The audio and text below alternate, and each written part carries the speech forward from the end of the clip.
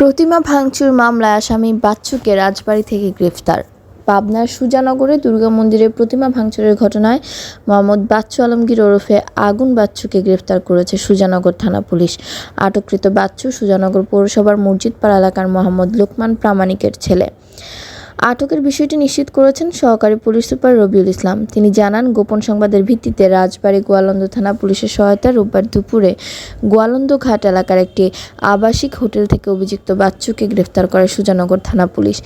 এর আগে গত মঙ্গলবার রাতে পৌরসভার মানিকদির পালপাড়া এবং এর ৩ দিন আগে পৌরসভার নিশিপাড়া দুর্গা মন্দিরের প্রতিমা ভাঙচুরের ঘটনা ঘটে।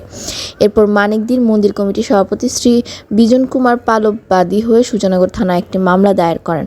উক্ত মামলার পরিপ্রেক্ষিতে আসামি বাচ্চুকে গ্রেফতার করা হয়েছে এবং এই ঘটনার সাথে আরও কেউ সম্পৃক্ত আছে কিনা তা খতিয়ে দেখা হচ্ছে বলে সাংবাদিকদের জানিয়েছেন পুলিশের ওই ঊর্ধ্বতন কর্মকর্তা।